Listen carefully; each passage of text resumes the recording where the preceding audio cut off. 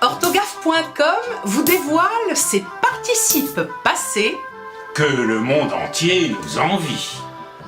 On les a déjà fait. Oui, mais cette fois, on résume, on globalise, on vous dit tout. Et vous allez voir comme c'est facile. Vous finirez même par les aimer. On vous prévient, c'est du business.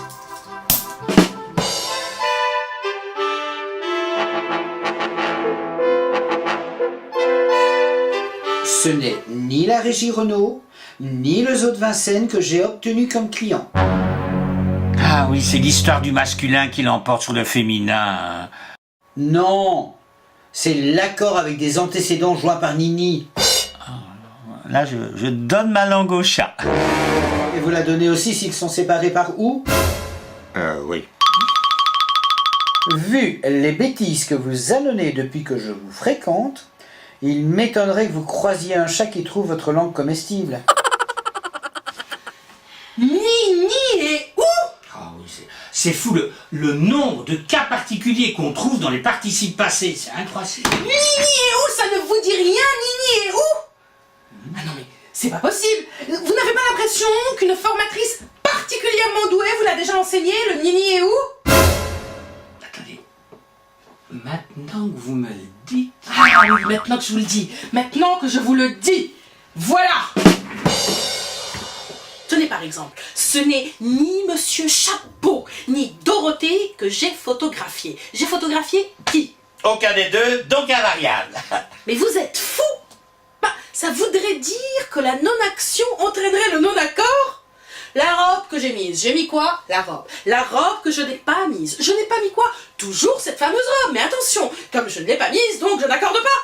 Mais c'est la boîte de Pandore, il faut la fermer tout de suite. Avec Nini, on accorde le participe avec les deux. Allez, alors dans ce cas-là, on met un S à photographier parce que le masculin l'emporte sur le féminin. Silence! C'est la règle. C'est une règle qu'on applique, mais qu'il ne faut jamais dire. Bon, ben ok, avec Nini, on accorde avec les deux. Néanmoins, comme ne disait pas Cléopâtre car elle avait un si joli nez et que cela aurait été dommage de le lui couper, Hein?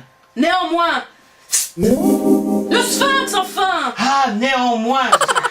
Si d'évidence, le participe ne concerne qu'un seul élément sur les deux, on accorde avec le dernier cité. Exemple, ce n'est ni le grand Schtroumpf, ni la Schtroumpfette que nous avons élus à l'Élysée.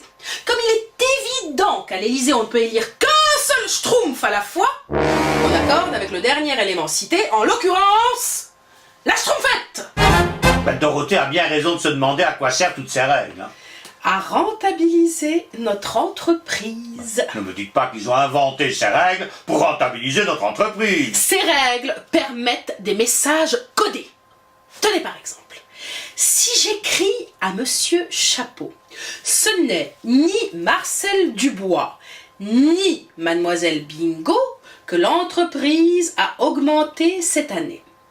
Normalement, à augmenter, je devrais mettre un S. Ah bah oui, puisque le masculin... À cause de cette règle qu'on applique, mais qu'il ne faut jamais dire. À présent, si j'accorde avec Mademoiselle Bingo, dernier élément cité, j'indique par là à Monsieur Chapeau que cette année, l'entreprise n'a augmenté qu'une seule personne. Je crois me souvenir que je me suis accordé une légère augmentation. Alors évidemment, pour que ça marche, il faut que je connaisse la règle, que Monsieur Chapeau la connaisse, que je sache qu'il la connaît et qu'il sache que je l'ai employée à dessein. Ah oui, oh bah là, il y a peu de risques. Hein. Mais cette règle permet de résoudre des enquêtes policières. Le commissaire Maigret, ce n'est ni Jean ni Nadia qu'on a envoyé pour représenter l'entreprise. Il a mis un E. Il y a donc une seule personne qui a été envoyée pour représenter l'entreprise. Cette personne est donc forcément la coupable. Les enfants, faites monter des bières et des sandwichs, on en a pour toute la nuit. Preuve que Simenon était belge. Hein? Sinon, ça aurait été du vin. Est-ce Jean ou Nadia que j'ai photographié? J'ai photographié qui? J'en sais rien, c'est pour ça que je pose la question. Enfin, forcément un des deux. Donc, on accorde avec le dernier cité. Pourquoi le dernier? Parce que si j'en cite 333, il m'est beaucoup plus facile de me souvenir du dernier cité. Exemple. Est-ce Sylvie, Jean, Héloïse, Léonie, Épaminondas, Népomucène, Iphigénie ou Dorothée que vous avez engagé? Personnellement, je me souviens de Dorothée. Néanmoins, comme ne disait toujours pas Cléopâtre, car elle avait toujours un si joli nez et qu'il aurait toujours été dommage de le lui couper. C'est la même phrase que tout à l'heure, mais avec les toujours en plus. Faut suivre. Néanmoins, le sphinx. Ah oui, non. Si d'évidence, le participe concerne plusieurs éléments, on accorde au pluriel. Exemple. Est-ce Dorothée ou Monsieur le Président que j'ai le plus souvent corrigé? Comme il est évident que je vous ai corrigé tous les deux, et ça bien souvent je vous assure, on accorde au pluriel. Ah oui, et alors on met un S parce que... À cause de cette règle qu'on applique, mais qu'il ne faut jamais dire.